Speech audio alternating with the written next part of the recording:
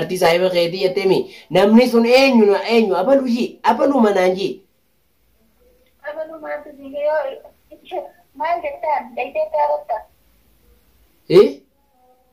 Dayitee gaafata. Namuma kana bultii ta'e facaasu bultii teenya facaasuuf dhaabbatu kana mee abaluujii dhaqee akkaan hin gaafanne laalta fedhu dhaqeetiin gaafadhaa fedhu irraa hin hafa abaluujii mee leellu abaluma jiime namuma kanatti jireenya namaa kana jibbee gartee adda nama facaasu hidhatu kana abaluujii kaan sodaatini abalu yoo jette maal rakkoo qaba. Abalu jechuun magana akka namatti miidhamne yookaan namni waan akka inni na godhu keessaa bara. Dayitee gaafata. Dhaqeen gaafadhu natti mileellu dhaqeen gaafadhu nama kana natti namuma kanatti gartee xiyyeeffatee akka nuti wajjin jiraanneef si gortu kana natti himi silaa dhalaadha gorsa namaatiin akka deemtu beekee himi nama sana. Anummaa naannoo jedhamu malee waan namni jennee mun. Siinjaanii meeqa siinjaanittu isaanuu toltuu yaadaniitii miti qajecha kana siinjaan hamtuu yaadaniiti malee himi nama sana. Assalaamu alaikum warahmatullahi wabarakaatu kabajamtoota daawwattoota keenya jira jirtu isiniin jecha salaamtaan teenya tanaan irraa kate lagaa fi gaara qaxxaamurtee bakka jirtan hunda isin haadha qabdu isiniin jenna kabajamtoota daawwattoota keenya alhamdulillah as keenya jirra arra geetin jira eegaanin hidhaadhaa bee takkaallee dhufee kophaa kiyya viidiyoolee isinii maree baga du'aayii teessanii na bira dhaabbattan jeellee hin beeku dhiifamaa garuu isinirraa turuu kiyyaaf aaraas niin qaba gaddaas niin qaba waa meeqaan qabaa jechuudha. Kanaafiin isinirraa ture koomentiilee isin egaan ani hidhame gama chaanala kiyyarra barreessaa jirtanis nagahee jira alhamdulillahi beetin jira isiniif beetin jira galatooma daawwattoota kiyya isinis isiniin jecha galata keessan galata rabbiitii fi galata keessanis deebisuu hin daganne dhugaadha ka jiru galata namaa deebisa akkaataa qabu. Hoggaa bakka irraa dhufe sanii bakka irraa baheerraa bakka dhaqu sanii gammachuu qabuutu galata lee yaadataa alhamdulillah rabbiin galata rabbiitii fi waan ilmi namaa sii godhe hangam takka akka ilmi namaa si bira dhaabbate rabbiin nun hin raanfachiisini if nu haa yaadachiisu jecha har'a wanniin qabadhe isinii dhufe waan addaatii waan jabduudha. Hejjitii ajaa'ibaatiin dhagee hejjitii ajaa'ibaa waan addaatiin dhagee dhufe daawwattoota kiyyaa akkasuma haadha mana kiyyaa tana leelloo arrallee jechuun ni haa kiyyaa irra jira haadha mana kiyyaa jechi jiru natti haraamii miti akka fedhallee ta'u isilleen badii daleedu isillee waan badduu daleedu haadha mana kiyyaa numaan ja'a maaliif jennaan wajjillee haala gaariin jiraachuu baannu namni ni kaan isiidhaa anarra jiru ni kaan yookiin isirra jiru haadha manaa yoon jee rabbi biratti waan irra hin fokkisu garuu akka heeraa fi seera isiin irra jirtu yoo laalle akkaataa waan isin dalagu jirtu yoo kan laallu ta'e jechi akkas jiru sun dhugaan fudhatamu waan akkasiiti. Maal dhageesse yoo kan jettan taate nama isii gorsu jiru dhageetiin ture namaa duubaanatti hime immoo har'a maaliin gaafachuu deema eenyus si gorseen jaan anammoo iccitii sirrittiin dhagee nama isii tan akka hojii hin jiraanne haasita nutti ta'u jiru natti haasita ta'anii isittis haasita ta'u jiran dhageen ture. Akka isin nama san himtu har'a irratti dawwaleetiin gaafadhaa eenyu namni akkas si gorsee akkanaaf itti wajjin jiraanne si godhu kun namni daraartuudha jaalataa jee si gorsu jiru kun ani immoo daraartuu jaalataa jeniin an daraartuu osoo hin jaaladhee fidee iyyeessii duratti akkasiin godhu as teessee ilaaluu jirti guyyaa sanii fidee iyyeessii duratti akkasitti hin qaanyeessu daraartuu ammaas fuudhuuf deema nama biraatis kajaala jedhu ni qabaa immoo wajjin hin jiraatin nama jeen nama akkas jeen dhageen ture. Nama sana akka isin naayimtu laaluuf hin irratti bilbiluu deemaati nafaana tura hanga dhuma viidiyoo teenyaa akka nafaana turtan asumaan dhageeffadhaa.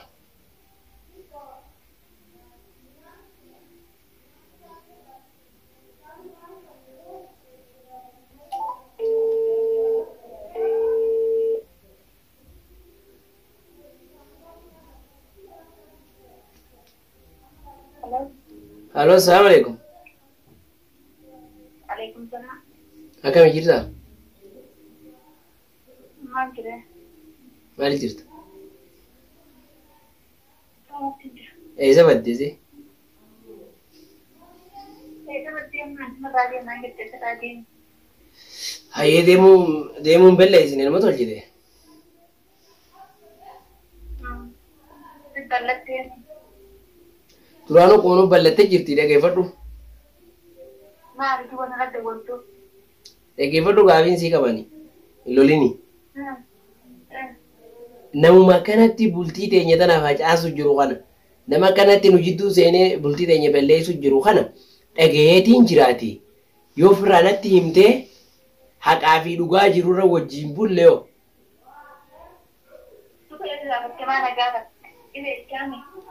Laa nama san afaan keetirraa yoo dhageen irraa amana. Namni dhugaanatti man abaluu gorse yeroo jedhan naaf hin fudhatamu. Garuu dhugaan dubbii tana sirraa dhagee afaan keetirraa dhagee nama saniis irraa hin fagaadha wajjin hin deemu. Nama jaarsa qabu dhalaa akka ta'eetii ta'ee nama jaarsa qabu namni sun. Ammoo natti himanii turan abalujii naa himiiti dhugaa fi waan jiru guutuu kijiba jirus taanaan waan fedheewu namni waliigalteedhaanii balleessa. Badiin fedhe jiraatus yookaan amala badaa qabaadhus yookaan sharmuuta ta'us yookaan nama waan nama hatu ta'us. Kana namni waliigalteedhaan inni sirreessa. Namni hin jijjiiramu garuu ani hin jijjiiramu ilaalcha kiyya ni jijjiira jee yaada. Kanaafuu nama kana si gorsaa jiru kana natti himii waan jedhuuf irra si bilbile.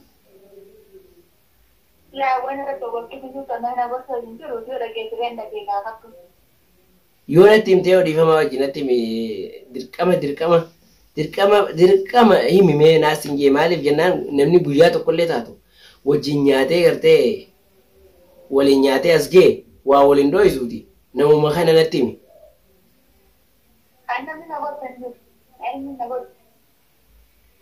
Ammallee barnaafeeti walirraa jilas hin kutanne haalaa fi amala ati irra deemu jirtuutu wajji jiraachuu nu kute malee wanti niqaa walirraa osoo buufne dhugaan bana gayaati.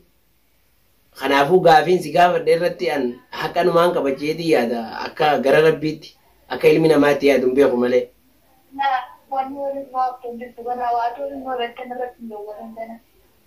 Maali?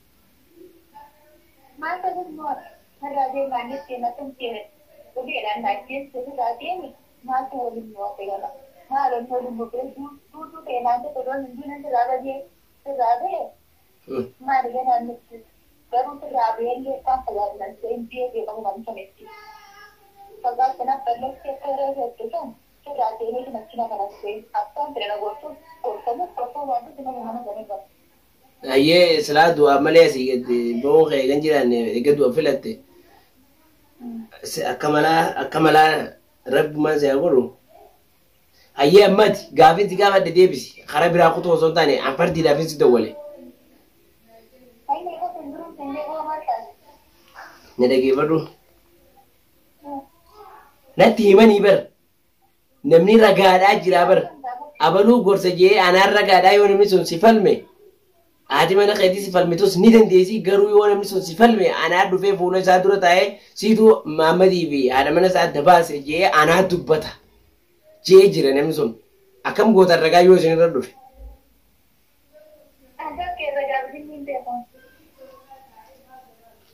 Amma natti himtamoo hin himtu nama si gorsee bultii ta'e facaasu jiru. Bultiin xiyya baddee jechuun teechis baddeedha.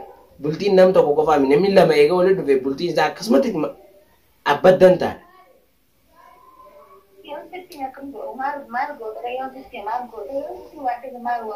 Yoo natti himte an dhaggeeffadhu akka hin godhuu jira karma gabaabaan deemaa bara.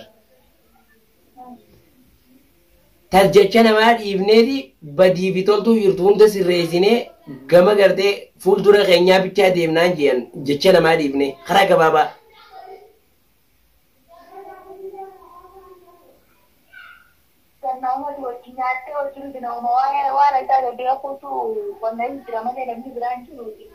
Eenyu namnummaan akkanas si gorsu kummee natti meerra nandoo isinii.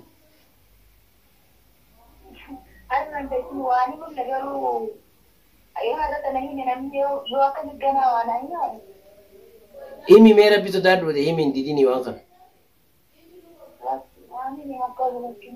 Maali yoo himte qoy yoo himte maali jechuun ati dubbii namaatiin bulta jechuudha fakkeenyaaf ajaja xiyyaa fi xeenaafeeti waan wal mari'anne irratti buluu hin dandeenyu jechuudha. Dubbii namaatiin bulla eega dubbii namaatiin bulle bare silaa mana namaa gallee irra gaarii dubbii namaatiin namni deemu yookaan yaada sammuu namaatiin namni deemu tokko sammuun namaa kana nama jala haftii beekudha garuu akkasuma namni hirkattummaa jedhamti namni jecha namaatiin deemu irraa haasaa namaa sammuu namaatiin deemu jechuun hirkattummaan garaagarummaa hin qabu.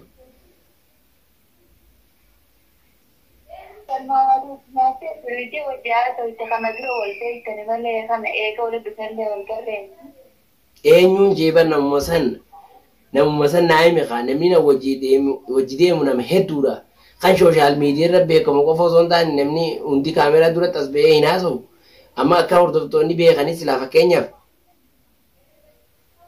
hedduudha. Saahibbaan qiyya. Gaafa dura walii tunnee sanii qulqullooyteen. Ayyee. Ibutu jalqabaati waan jira hunda siimee nagaa wajji jiraanna. Eega sana haati anis waan jira akkasiin.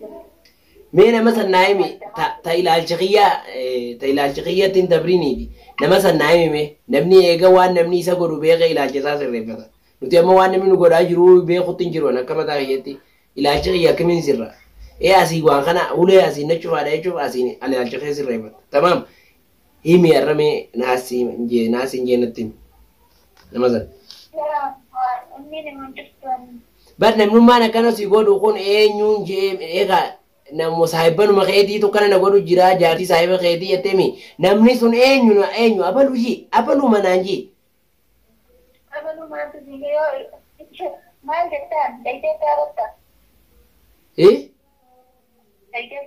Namuma kana bultii ta'e facaasu dhaabbatu kana mee abalujii dhaqee akkaan hin gaafanne laalta fedhu dhaqeetiin gaafadhaa fedhu irraa hin hafa abalujii mee leellu abaluma jiime namuma kanatti jireenya namaa kana jibbee gartee adda nama facaasu hidhatu kana abalujii kaan sodaatini abalu yoo jette maal rakkoo qaba.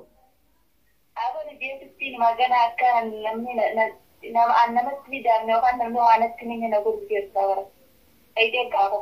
Dhaqeen gaafadhu natti mileellu dhaqeen gaafadhu nama kana natti namuma kanatti gartee xiyyeeffatee akka nuti wajjin jiraanneef si gortu kana natti himi silaa dhalaadha gorsa namaatiin akka deemtu beekee himi nama sana.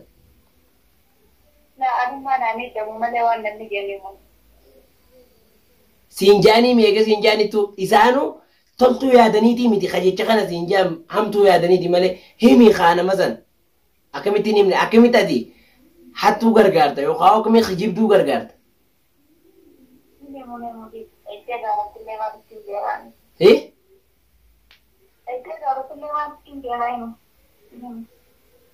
Himu sababni oomeyaa. Sababni oomaa hin beeknu. Gana akka namni waan aayima yoo ta'e waan jiraatu. Taa'e immoo himi waan kana taa'e garuu sumaaf irra danda'a waan kanan dhoosini namni bultii namaan fayyina jechuun bar nama karaarra qoree yookaan sibiila siya kaa'ee asinichi deemtiin jee fi inni garaagarummaa hin qabu.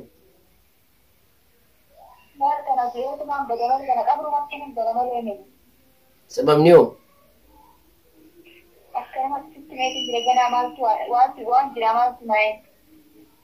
Namni tokko barra iddoo biraatti gubannamaan nama argama. Ati yoo dhoosite maal argatta fakkeenyaaf?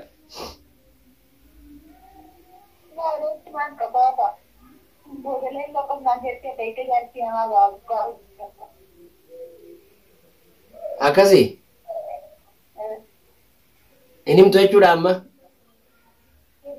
Isaan gargaaru jirtaadha. Inni immoo jechuun isaan gargaaru jirtaadha.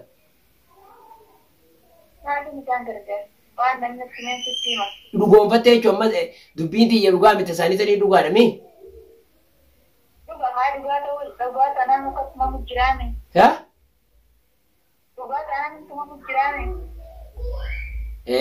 Wanni namni alaa dhufee nu jidduu kaa'u dubbii jettee namni dhufee nu jidduu kaa'u waan dhugaati jechuun fudhatama qabdi.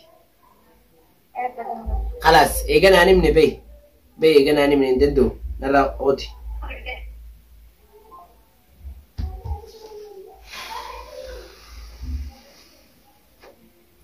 Kabajamtootaa fi daawwattoota kiyya kunoo akkana gaafadhee dadhabe hin himuu jette namaa gorsu jira namni akka namni isii gorsee ragaan bira jiru anaan ragaa naatti gaafatama naatti si kakata isaan san bira taa'ee wal kakachiisu jedhanii natti himanii ture. Kanaafuu hin himuu jette didde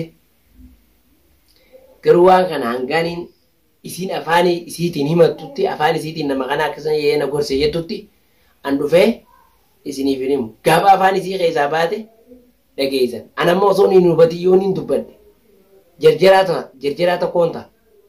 Kanaaf daawwattoota kiyya nama sodaadheetii miti garuu nama firaa dhorkus ni danda'a.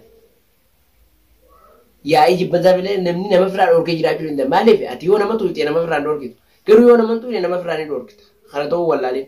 Kanaafuu hanga isii keessaa baasee viidiyoo biraatiin isin dhufutti salaamu